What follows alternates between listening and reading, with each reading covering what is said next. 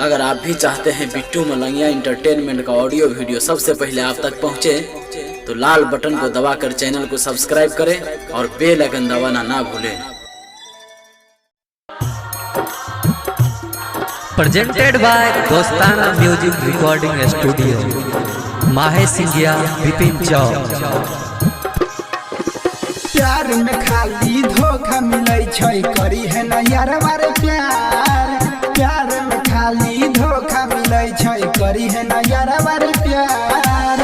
एगो छौरी रखै छै आजकल ननगो सुने यार, रे भैया प्यार न करी है रे यार, वहाँ प्यार न करी है रे छौरिया से प्यार न करी है रे यार, वहाँ प्यार न करी है। प्यार में खाली धोखा मिलै छै, करी है ना यार मारे प्यार।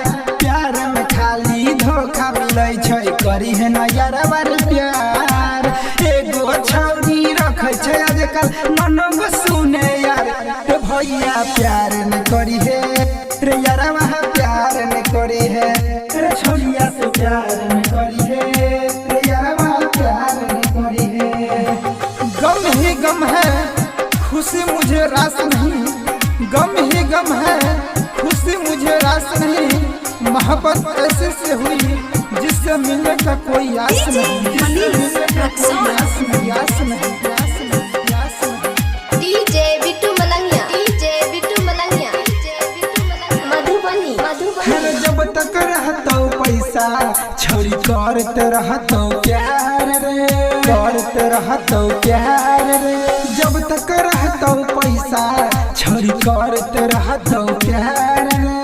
कब के जेब खाली खाली खोज लेतो दोसर यार रे, करतो दोसरा से प्यार रे, प्यार रे। छौरी के फेरा में पड़ी है न भैया, छौरी के फेरा में पड़ी है न भैया, करतो जिंदगी बेकार रे यारवा, प्यार न करी है रे भैया, प्यार न करी है रे यारवा, प्यार न करी है रे भैया, प्यार न करी है। मत करना इश्क बहुत झमेले हैं, मत करना इश्क बहुत झमेले हैं।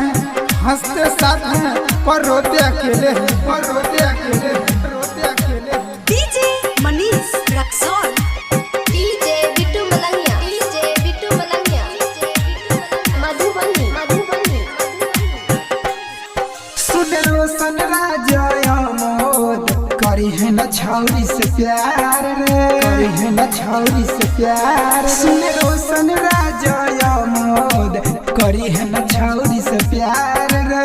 अजय उजाला कहै छौ, करे तू विश्वास रे, करे तू विश्वास रे। मन लगा के पढ़े लिखे, मन लगा के पढ़े बाबू, खुश रहतो घर परिवार रे भैया, प्यार न करी है रे यार, वहाँ प्यार न करी है रे छौरिया से प्यार न करी है रे यार, वहाँ प्यार न करी है। प्रेजेंटेड बाय दोस्ताना म्यूजिक रिकॉर्डिंग स्टूडियो, माहे सिंगिया विपिन चौक।